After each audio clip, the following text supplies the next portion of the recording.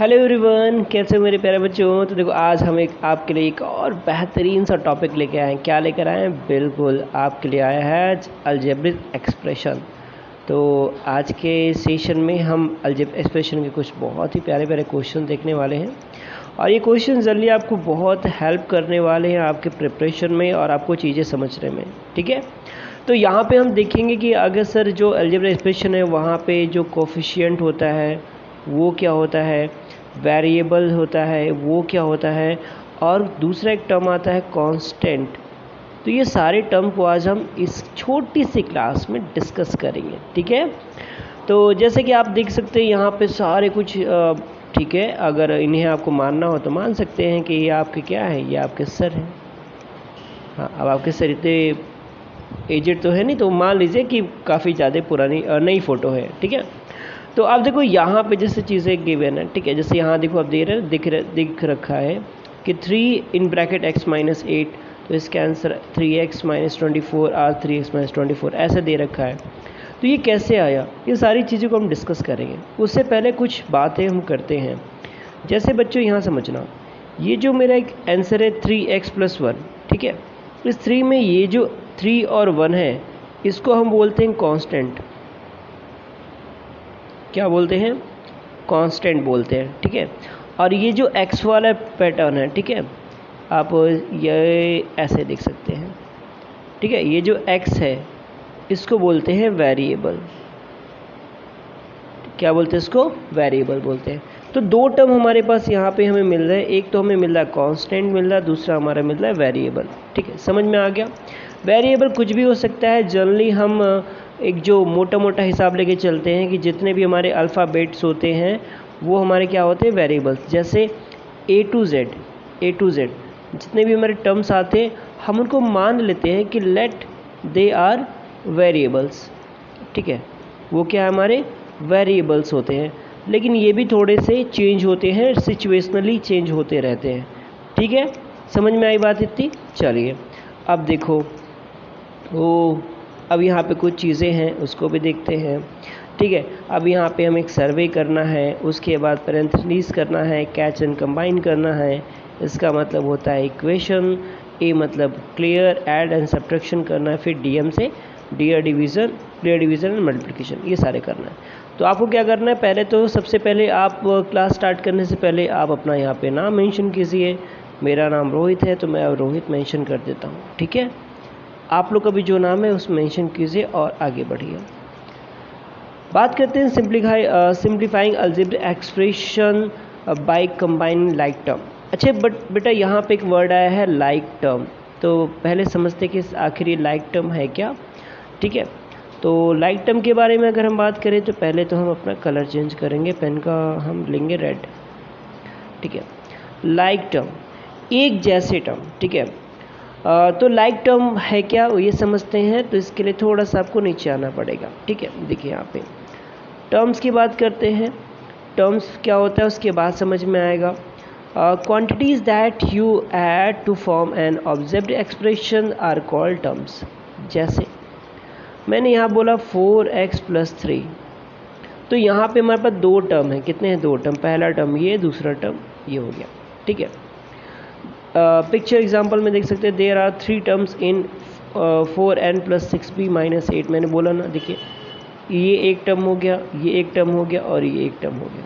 ठीक है, ये क्या हो गया, मेरे टर्म्स हो गए। और टर्म्स को केवल दो ही सिंबल, एक प्लस और एक माइनस, यही अलग अलग कर सकता है और कोई अलग नहीं कर सकते। इस चीज़ को याद रखिएगा।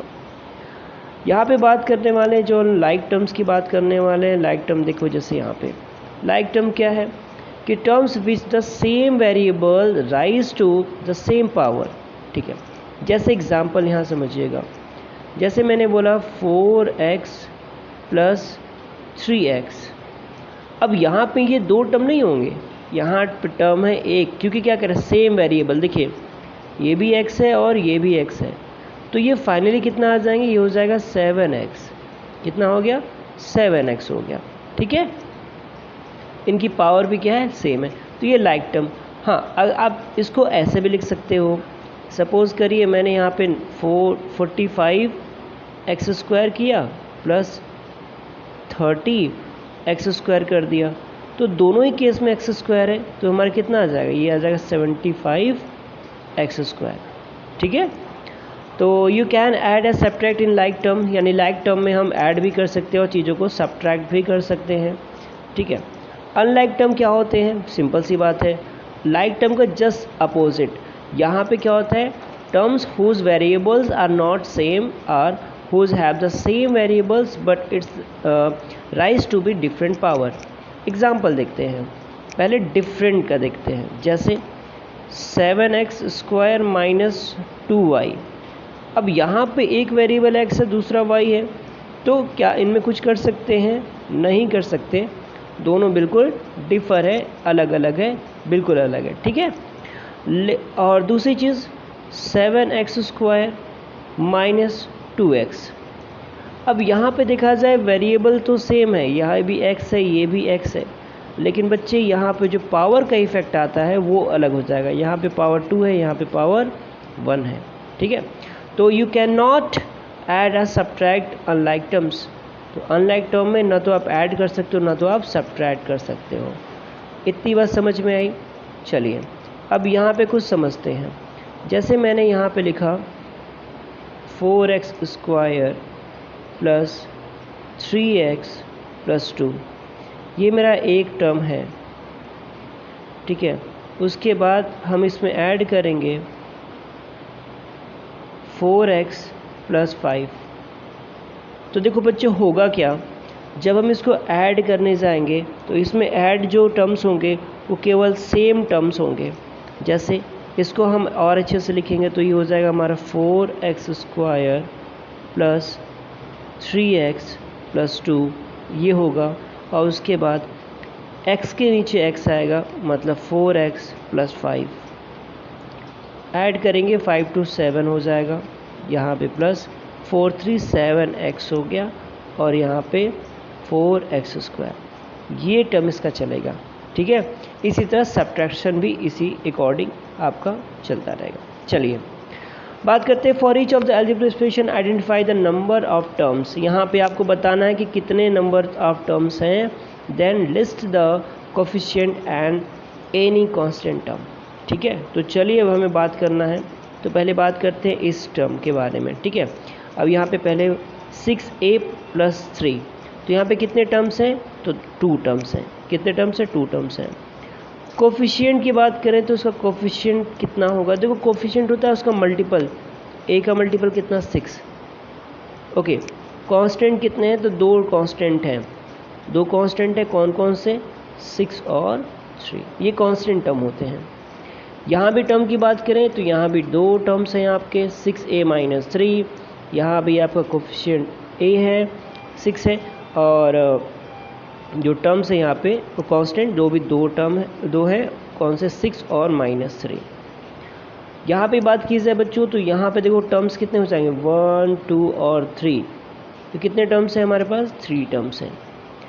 कोफिशिएंट, अब देखो यहाँ पे x का जो कोफिशिएंट है वो आ रहा है 0.2, y का जो कोफिशिएंट है -1। बिल्कुल, अब ये थोड़ा सा आपको अटपटा लगेगा कि सर y के पास तो कोई नंबर है नहीं, तो बेटा होता है, 1 हमेशा होता है, और साइन भी इसका इंक्लूड करेंगे, और z का जो कोफिशिएंट आ जाएगा वो आ जाएगा +8।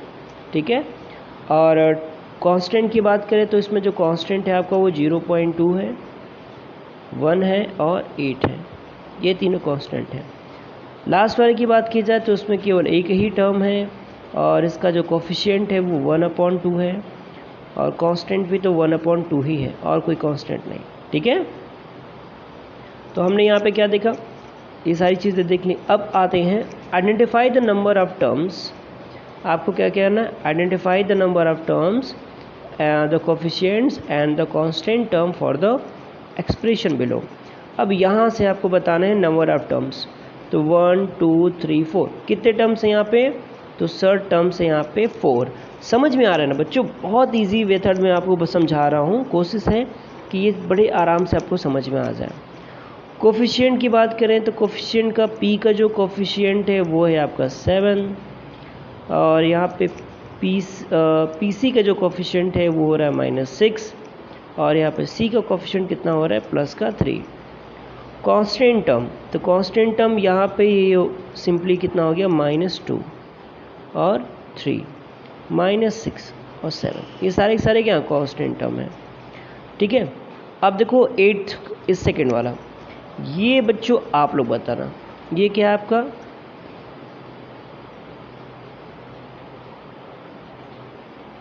होमवर्क, ये क्या है आपका होमवर्क, इसको कीजिएगा। ठीक है, चलिए हम आगे बढ़ते हैं, बात करते हैं to simplify by combining like term. ठीक है, अब देखो इसमें क्या करेंगे, पहले हम इसको स्टेप देख लेते हैं। Search for the like term, same variable rise in the same power and constant with या अदर कांस्टेंट। ठीक है, catch the first term and any like terms, combine then use the according to the rule SS or DSD. Okay, continue with the other like terms. Okay, remember that an invisible one tuck in the front of the variables that appear to have no coefficient attached to them. Okay, चलो अभी आते हैं यहाँ पे example देखते हैं। ठीक है, जैसे पहला एग्जाम्पल यहाँ देखो, यहाँ तो सारी बातें हो गई थी, अब यहाँ पे एग्जाम्पल में देखते हैं। तो लाइक टर्म को पहले सर्च कीजिए, तो लाइक टर्म देखिए, लाइक टर्म क्या होता है, सेम वेरिएबल सेम पावर, तो 4x 5x और x कितना हो गया 4 5 9 9 1 10, तो ये हो गया आपका 10x और 7 2 कितना होता है बेटा 9, तो ये आ जाएगा इसका आंसर। यहाँ पे देखिए क्या हो रहा है 2n - 5n हो रहा है, तो मतलब घट रहा है, तो आप सिंपली आप ना 5 में से 2 माइनस करो, कितना आएगा 3 आएगा, कितना आएगा 3 आएगा, माइनस का साइन ज़्यादा है तो माइनस वाला साइन लग जाएगा, l लग गया, और 6 3 कितना हो गया 9 हो गया, बस सिंपल था। ठीक है, चलिए अब इसको थर्ड वाला करते हैं, तो -9b और +2b कितना हो जाएगा -7b हो जाएगा, और +2n तो 2n और -4, बस।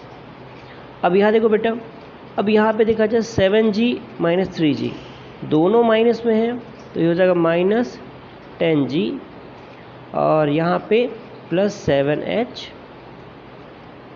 और ये देखो -+3 -8, तो ये माइनस का कितना आ जाएगा 5 आ जाएगा, आ गया ना, बिल्कुल। तो बहुत इजी सा है। एक और बात यहाँ पे डिस्कस करते हैं, चलिए अब यहाँ पे देखिए 2d 5d को एक साथ रखिए, तो ओके सॉरी, ठीक है। अब यहाँ देखो क्या हो रहा है, हम इनको साथ में रखेंगे, तो ये आपका आ जाएगा कितना, ये आपका आ जाएगा 2d और -5d को साथ में रखेंगे तो -3d हो जाएगा ये, क्योंकि माइनस वाला साइन ज़्यादा है इसलिए माइनस का साइन लगेगा। अभी कितना हो गया -8 और -7 कितना हो गया -15 +12, अभी इसका आंसर नहीं आया है। ठीक है, इसको सॉल्व करेंगे तो -3d और ये माइनस का 3, चाहे तो एक इसको ऐसे भी लिख सकते हैं, -3 कॉमन ले लें तो हो जाएगा d+1, क्या हो जाएगा d+1। ठीक है, सेम चीज़ ऐसा है, तो इसका आप आंसर मुझे बताइएगा।